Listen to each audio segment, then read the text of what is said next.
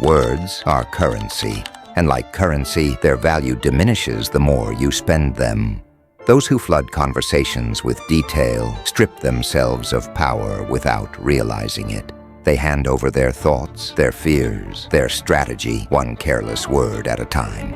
In contrast, the few who master silence or the art of restraint radiate authority. When someone says less, people lean in, searching for meaning between the lines. History is filled with rulers and negotiators who understood this. Psychology calls this the illusion of transparency. People imagine others can read their thoughts more than they actually can. They overcompensate with words, revealing weaknesses they never needed to expose. Silence, however, disrupts this illusion.